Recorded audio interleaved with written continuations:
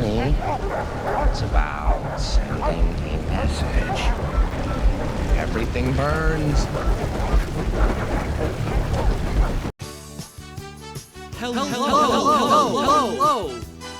I am Aoyalaipe, and I like to hop into top tier matches in War Thunder and then personally kill the entire enemy team by myself.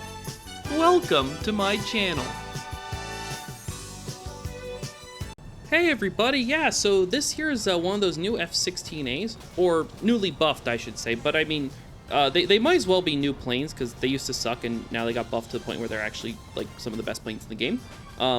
There's an American, an Italian, and a Chinese one, and they're all almost identical. So anyways, I used one of these things to single-handedly wipe out two teams full of Squadron players in a row, back-to-back without dying. So I figured I might as well show you both matches, get you a 2-for-1 deal this video. Now, if you're new here, then you've probably never heard of the petty, never-ending gang wars to determine who controls top-tier air arcade. Yes, really. And that means you're in for a treat. There's 3 main squadrons at the moment, ITRA, VPO, and 100. Although I usually just call 100 001 because they don't like it when I don't say their name. But I think that giving them the laziest possible pseudonym is very, very funny. Fun fact, they also don't like losing. Now, these squadrons will recruit the best players they can find and then have them coordinate in voice comms in public lobby so they can run around ganking everyone else. Sometimes with like schedules for when they have to play and stuff. It's kind of like a raid team in World of Warcraft, except no one gets any loot and somehow there's way more drama. Anyways, this teaming up stuff is a massive advantage for them, but it also means that anyone who is not in a squadron kind of hates seeing a squad of these guys on the other team. So the top 2 or 3 squadrons are a huge part of the game mode. Now, when I first started out making videos, the other War Thunder content creators I met were like, how can you make top tier air arcade content when those squadrons make the game mode impossible to play? And the answer, of course, was that they were the content.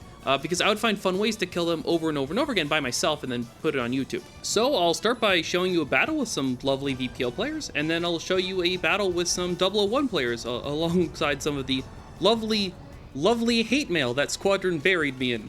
And it aged about as well as it did last time. You know, it's not every day I have a squadron send me a million messages about how much I suck and they like really double down on it. So I just thought it'd be funny to read these messages as you watch me kill their entire enemy team by myself without dying, you know, in the background. Make good background footage for that. So the plan for this video is I'll kind of use the VPO players to show you how to fly this thing, and then I'll go to the second match and I'll use the 001 players to show you how to drive people insane. And as I mentioned, I'm specifically going to be using the F-16A MLU, which, as you can see from the background footage of my first match ever with this thing, you know, where you just saw the entire lobby chase me around like a pack of piranhas, is really slippery in the right hands. Although not quite slippery enough here. That'll change next time though. And by next time, I literally mean next time. I had one match to get a feel with this jet, and then the second and third matches were, well, the reason you're watching this video. So first up, we have the same map, actually, African Island Crater. I love this map, and I wish it was in the queue more often. Gaijin, please, can we see more of this map? This map is awesome. It's so much fun. Anyways, we have a 3-man VPO squad on the other team, plus just a random ITRA player on the other team who likes solo queued. For most squadron players, there are some exceptions. You'll see an exception next video. But for most squadron players, their strength comes mostly from coordination, and they're not coordinating with anyone else if they're fighting solo. So fighting them is just like fighting anyone else. Therefore, ITRA's inclusion in this video is essentially just an honorable mention. I can't really dunk on them in this video, and I'm not going to. Now, as you saw, I blindly fired my Fox 3s into the opening merge, which is made easy because this is an ACM jet, non-HMD jet, which means it is better at that. Now, if you're confused why not having HMD can be an advantage, especially given that HMD jets also have ACM, the short answer is that it's an esoteric game design issue that you can exploit if you know how. That's not how it's supposed to work, that's how it does work. That's why it confuses people. And this is not just some weird arcade thing, it applies to realistic as well. I explained this in detail back when I abused the Finnish F-18 that doesn't have HMD to get a 37 kill game with it on the same night that jet was released. That video was called Patch Day Massacre or something like that. It's easy to find. So go watch that if you want the full explanation of how this works. But in a nutshell, ACM is better at cutting through clutter, and you can cycle your ACM faster if your jet doesn't have HMD due to this quirk. And what that means is that ACM-only jets can make very fast attacks on multiple players very reliably, and that's a huge advantage, particularly on this jet, as you will see. Speaking of this jet, this is the Chinese F-16A MLU, as I mentioned, a minute or so ago. This is one of several F-16As that have been around for years, and they sucked. And then Gaijin gave them all Fox 3s and moved up their battle rating like just recently. Like I filmed this a day or two after they made the change, but it might be a week or two before I actually like finish the video and publish it. And as I said, these jets are now super awesome. I'll get to the details in a minute. But the first thing I want to focus on is that they have a battle rating of 13.3. So if you're new to top tier, you might not realize that a quirk of War Thunder is that max battle rating jets cannot get up tiered because they're the highest tier. So they can only get down tiers. And that means being within down tier range of them frickin' sucks because you're pulling double duty, so you always get just these brutal up tiers against the most experienced players. However, if you're just below the cutoff where you can face max tier jets in an up tier, that's actually awesome because you get constantly down tiered, and you're also facing players who are less experienced than the people at the max BR. The max battle rating as of a week ago is 14.3. So that means 13.3 is the worst possible battle rating, but only in realistic. Also, a quick side note, VPO tries to get me with their own F-16A right here. Doesn't work. Actually, one of the other guys in that triple kill also had an F-16A. It's a popular plane at the moment. Anyways, in arcade, you can get a 13.3 jet into a 13.0 lineup, because stuff in TTAA top tier arcade becomes enjoyable one BR step earlier. Now, it may sound like that means there's been a gradual evolution in which planes are good, but this is actually a pretty huge leap in capability. In the past, every jet that had Fox 3s and also missed the cutoff to face max BR up tiers had a terrible or obsolete flight model or had some other glaring problem, and that's how they were balanced. They were essentially glass cannons. These F-16As, as well as the MiG-29 SMT and the JF-17, these are the first Fox 3 jets that missed the cutoff while also having a good flight model. A great flight model, actually. It's an F-16 after all. And given that I once used one of those glass cannon jets to go on literally the single biggest jet-on-jet kill streak ever in the entire history of this game, 41-0 octuple ace match, if you were wondering. It wasn't quite the highest kill streak in a jet. A guy does have me beat on that with, ironically enough, the pre-nerf Belgian F-16A. I guess it all comes back to the F-16A. But it was the highest kill streak of jets. So yeah, Gaijin basically said, here's a plane like that, but better, and I got the hang of it pretty quickly. So that's why everyone's dying. And speaking of death, I ran out of missiles, so I decided, you know what, screw it, I'm gonna go ahead and get a gun kill in this MiG-29. So anyways, yeah, that's the first reason this plane's really good. It's got a fantastic battle rating. The second reason is closely related, and it's that the Squadron players kind of drop down to just below, top tier to farm and chill, kind of like everyone else. Obviously, the max BR players tend to be the most experienced. However, if you're getting down tiers just below the cutoff, it's usually far easier going, and you can really let your hair down a bit more. So what that means is that it's a lot harder to find a squad of VPO or ITRA or 001 players at this battle rating, but if you do find them, it's a lot easier to wipe them out, because you get to fight them when they really aren't expecting some random maniac to run around killing them all with endless ambushes, which of course makes it easier to kill them all with endless ambushes. And that's sort of what happened when I went 20-0 against VPO in the Kronos 2000. I got a group of them while they were farming. That's a large part of how I did it. They weren't expecting me to hit them that battle rating. Actually, some of these same players in this match were in that video too. I sort of got the same group again. That sucks. Now, if you're thinking, hey, isn't that kind of dirty, like going out of your way to kill people when they're not expecting it? Yep, yes it is, absolutely, 100%.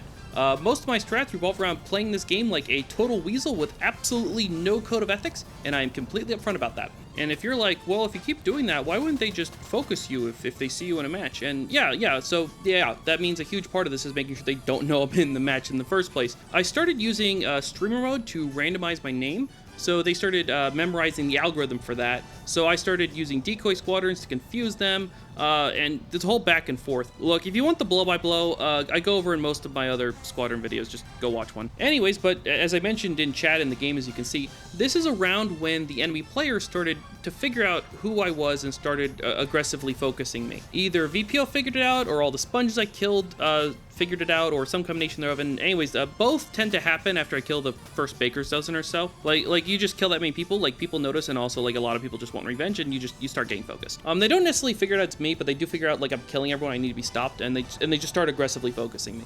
And unfortunately, I was pretty far away from cover when I started getting focused. That doesn't mean they can kill me, but it does mean that my freedom of movement is very limited. and that makes it very hard for me to attack people. I have to play very defensively. My official motto is missiles don't go through mountains. If there's a bunch of missiles coming at you, the best way to deal with that is to get behind a rock. But if there aren't that many rocks around and you're under heavy attack, then your flight path is essentially predetermined for you. So I can't really go after people, I can really only just kill people who happen to be in the wrong place at the wrong time, like this F5 right here.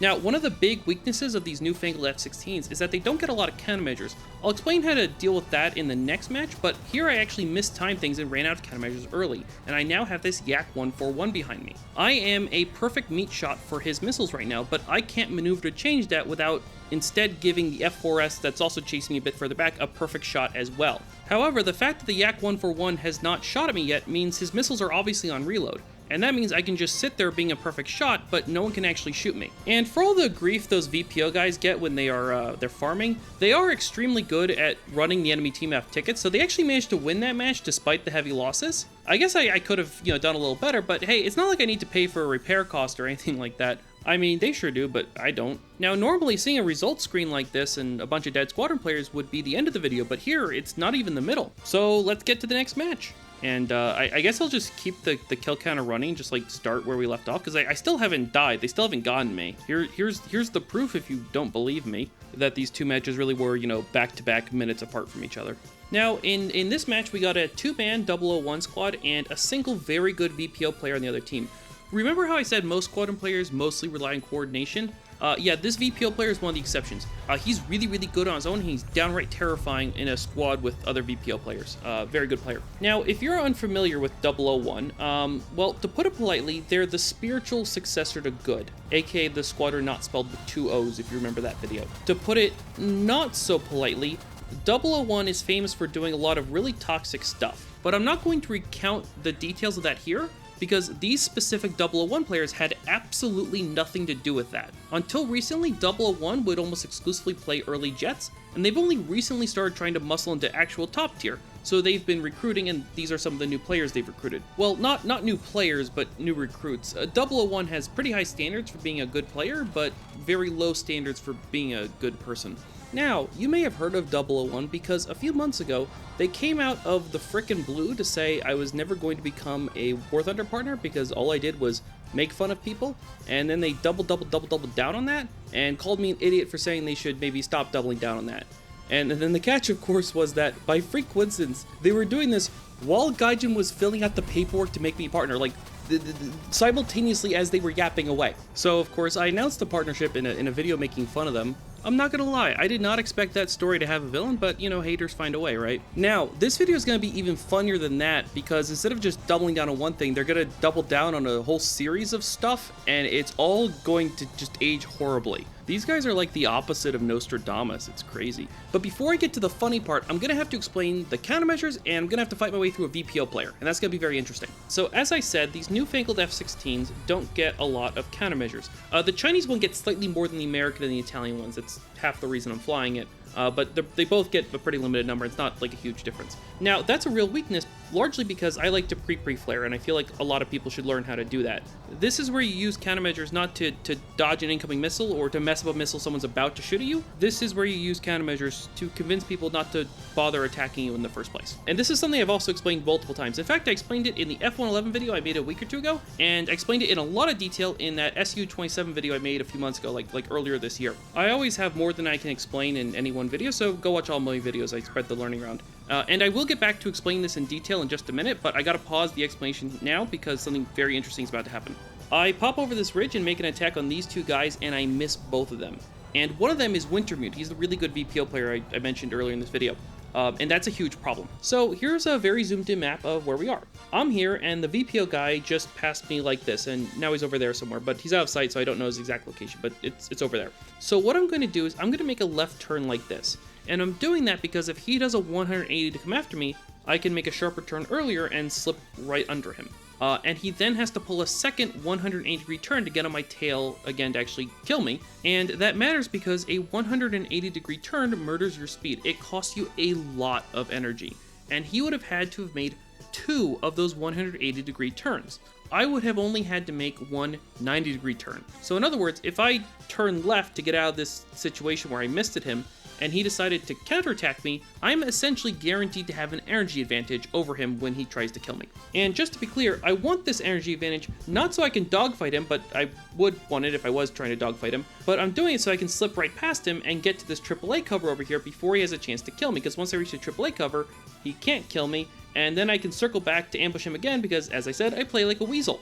So let's see how that plan works in practice. I'm going to try making my left turn as planned, but Wintermute is going to pull a fast one on me and turn the tables. Rather than flying straight, Wintermute doubled back when I couldn't see him and turned after me before I realized he was doing that.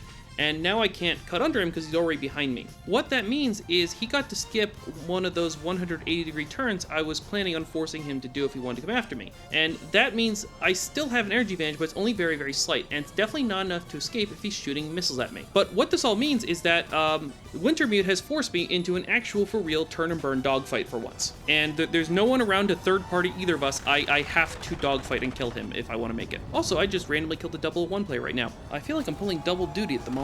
My style of dogfighting, I like to stay at very low altitude and make heavy use of terrain, because what works in theory to gain an angle does not work in practice if there's a frickin' rock in the way. And I do this because for a lot of players, their knowledge is more theoretical than practical, so I try to fight them practically, aka fight them, dirty. So what happens is every time the enemy player is just about to line up a shot, that's the moment I try my best to dip behind a rock so they can't actually hit me, and that throws them off their game and gets them to make mistakes. I dodged a bunch of his shots, but he still managed to get behind me, and at one point my only option was to climb, and we climbed, and we were neck and neck. Very low speed, but he stalled out just a little bit sooner than me because, if you remember, I started this fight with a small energy advantage. And I gun kill him just as a random Griffin player finally shows up and tries to third party him. Not happening. That is my kill. I now understand why this random player was swearing in chat about how useless our team was. And Wintermute messaged me after the game to say nice work, basically. He's a classy guy.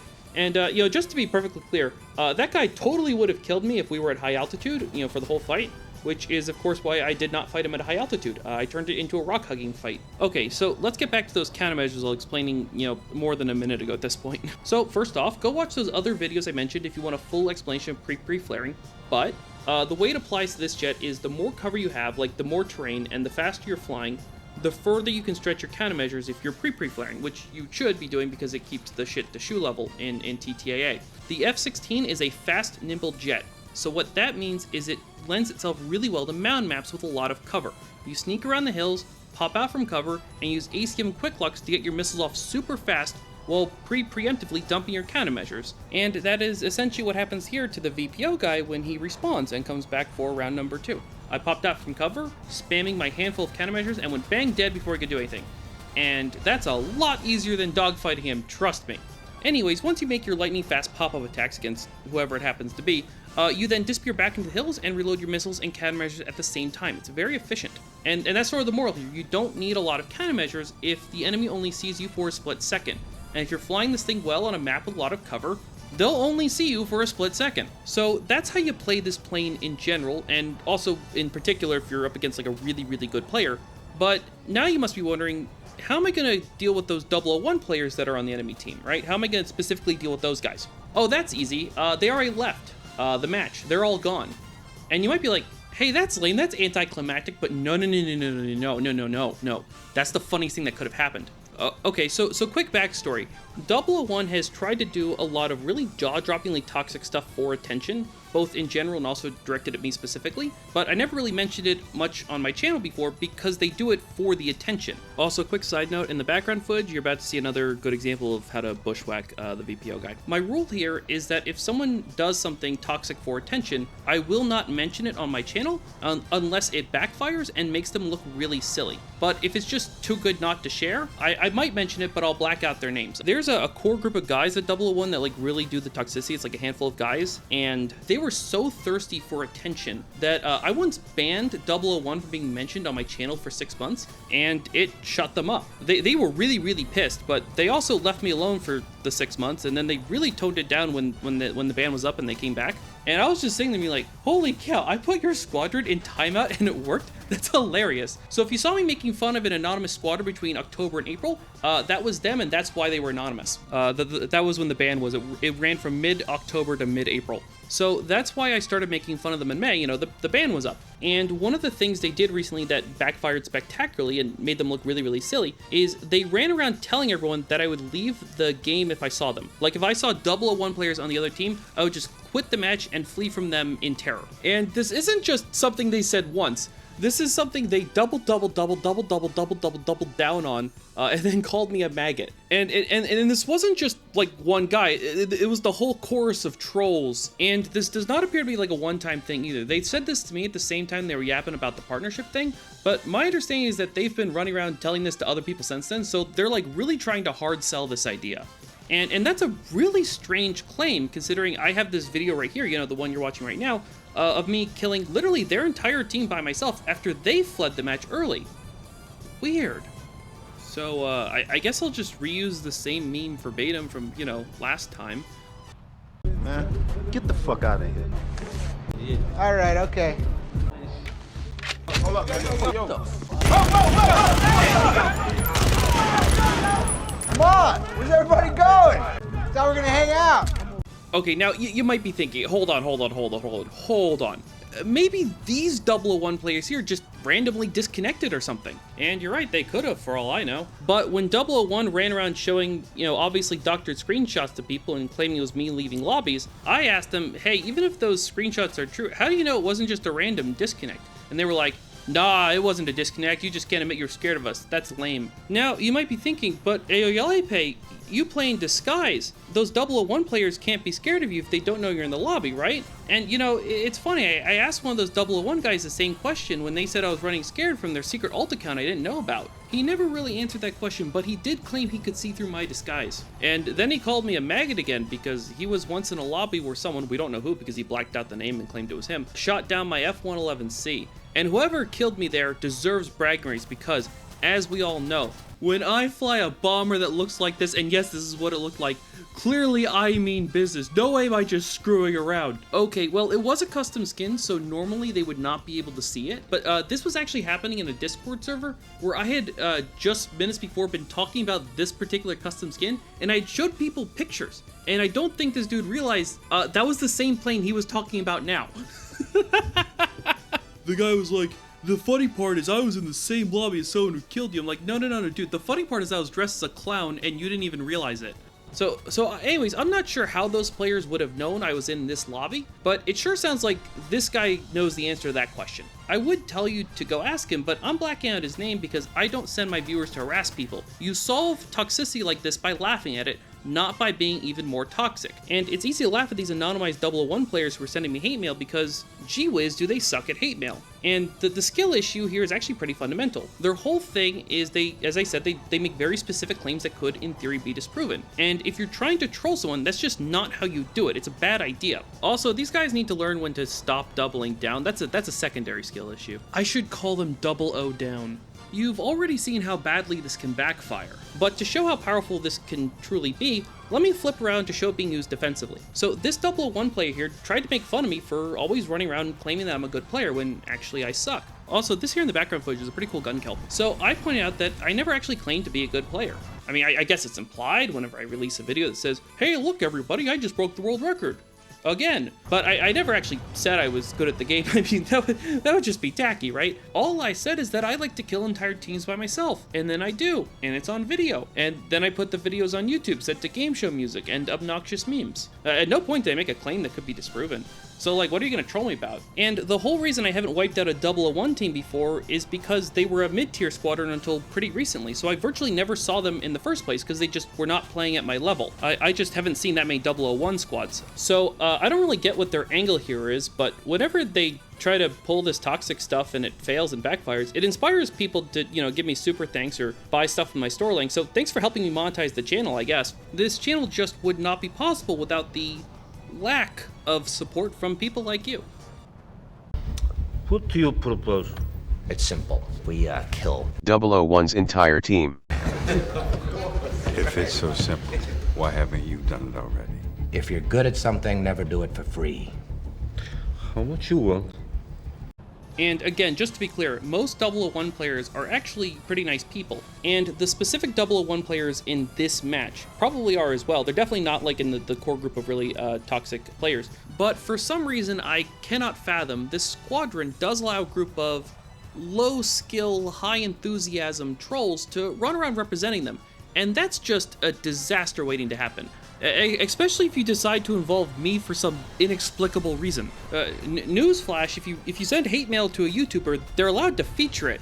And if I like making fun of ridiculous people, that's free content. VPO and ITRA make me work for the content. These guys are giving it to me for free. So you really need them to troll less, or at the very least get better at trolling. Now, speaking of super thanks, I do have some catch up to do on that. So thank you to all of these people, including specifically Bouncing Ball, Ducky Andre, Breast Velger 7193, and what the hell, Ducky Andre again, because he gave me 50 pounds sterling. Oh, and quick insert, right before I got ready to export this video, I learned that this is going to be the final design for my custom decal. It will probably be added with this coming major update, but that could change. So I'll keep you posted on that. And I'll update the description of this video when it comes out.